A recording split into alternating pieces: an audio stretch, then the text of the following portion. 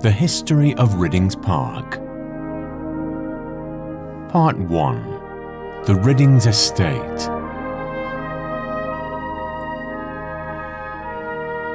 Riddings Park as we know it today originated as the grounds of a private house belonging to Robert Watson, a local textile manufacturer in the 1800s, but the story begins centuries earlier. The Riddings Estate, spelt with an I, was originally part of the Catlow Estate, owned by the de Catlow family in medieval times. The estate was divided in the 1500s, and part of it was taken by the Ridding family, who owned it until 1631. A property known as Riddings is shown on the Ordnance Survey map of 1848, and the footprint of this building lies within the boundary of the modern Riddings Park. Whilst little is known about the building and its date of construction, the layout on the map is consistent with a large yeoman farmhouse or minor hall of 17th or 18th century design. A second building is shown on the map fronting onto Fielding Lane, and this is now the Stop and Rest public house. The estate passed through several changes of ownership before Lower Catlow Hall and its lands fell into the possession of Robert Watson in the mid-19th century. He was born in Blackburn in 1818, but by 1846 he was in partnership with John Buller and John Fish in Oswestwhistle, operating as cotton manufacturers at Stonebridge Mill. The mill was situated in the small valley known as Tinker's Brook, and Fox Hill Bank was the main settlement at that time. By 1851, Robert was living at Hippings. Partnerships with both Buller and Fish had been dissolved, the weaving mill was demolished, and Stonebridge Mill was subsequently rebuilt as a spinning mill.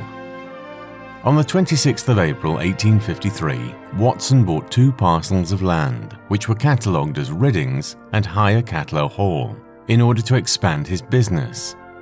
He demolished the Riddings and constructed a new house.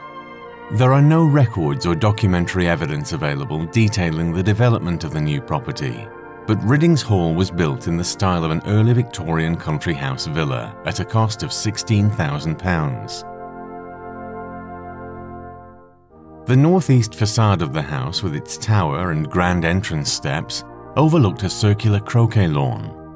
From the northwest side of the house, steps led down to an elongated oval terrace. The southeast side backed onto the conservatory, various glass houses and other service buildings, including the walled kitchen garden in the far eastern corner. This service entrance to the site was overlooked by a lodge, with a narrow track leading down to Fielding Lane. From the balustraded upper terrace, the family looked over a formal flower garden, divided into 4 quarters around a central circular bed. The main axis of the garden led to the ruined tower, or folly as it is better known now. It has been suggested that the tower was once part of the original Riddings, but there is no evidence to corroborate this, and its design and position would indicate otherwise. It is much more likely that it was constructed with stone from the old house as an eye-catching structure in the gardens of the new Riddings Hall. In March 1854, Robert was injured in an accident. He was returning home from Blackburn on Friday the 17th of March at 11 p.m. by luggage train. At Church and Oswestwhistle, he alighted the carriage while the train was still moving, fell under a wheel, and his right foot was crushed. He was conveyed home, and on Saturday several surgeons were in attendance. It was decided to amputate below the knee, and it would seem he made a full recovery, as by September 1855, the Watson family were residing at Riddings and had 8 servants, including gardeners and a coachman. Mr. Watson was also responsible for the development of housing in the vicinity, and thus had a strong influence on the area around the park. He gradually sold off portions of the western area of the estate to build rows of terraced housing, including Hornby Street and Park Lane. These were to be used as accommodation for the workforce at his new steam-powered weaving factory known as Riddings Mill, which was built in 1856. By 1861, houses had also been built on the lower section of Riddings Street to house the managers and departmental foremen. tragedy struck in January 1865 as Robert's brother Walter was drowned in Tinker Brook, aged just 35. A newspaper article reported that he tried to cross a wooden bridge, fell through the rail, and drowned before he could be rescued. There was a gloom over the family at the Hall, where he was to have been present at a party, and his death came a mere 3 weeks after another drowning. Following the cotton famine of the 1860s brought on by the American Civil War, cotton manufacturing became increasingly difficult, and between 1861 and 1871, Watson's workforce reduced by nearly 100 people. The cotton industry was heading into slow decline, not helped by 2 recessions in the 1880s. Having staved off bankruptcy in 1869, parts of the parkland were sold off to prop up the ailing business in 1882, and land was donated to build St. Peter's Church. Finally, in 1887, the Watsons moved out, and Riddings was put on the market for either sale or lease.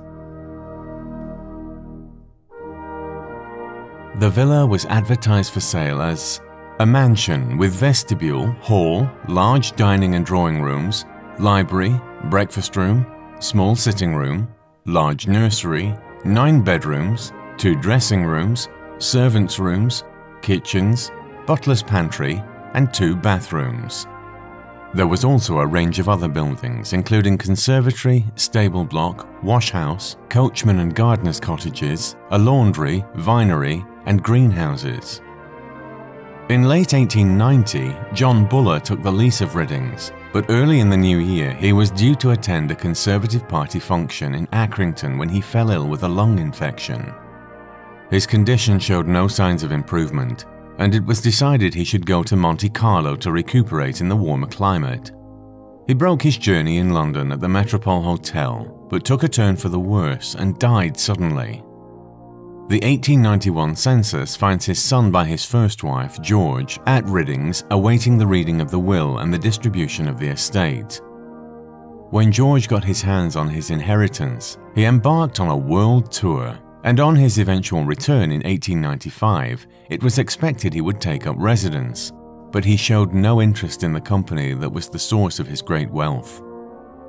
With an unwelcome bill for £3,000 on repairs and improvements, he quit Riddings and headed off to pursue his interests in shooting, sailing, and horses. Watson & Sons had finally been forced into liquidation in 1892, when Riddings Mill was sold to the Shaw brothers of Blackburn for £7,800. Robert Watson moved to Southport, where he died aged 84 in 1903, and the estate was passed on to other members of the family. Riddings Hall had fallen vacant by 1900, and the house was falling into disrepair. The grounds were unmanaged and the gardens completely overgrown, to the point where the paths were barely discernible. With the business and occupants gone, the future did not look bright.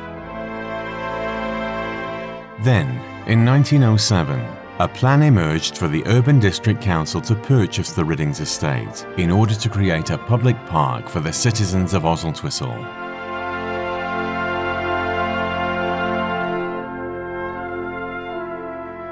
The Riddings estate was written by Ken Moss, with thanks to Hyndburn Borough Council, Accrington Library, Lancashire Records Office, Chris Burnett Associates, and John Wayne. Music was by the Grimethorpe Colliery Band. The programme was produced by Maverick Productions for Hyndburn Borough Council.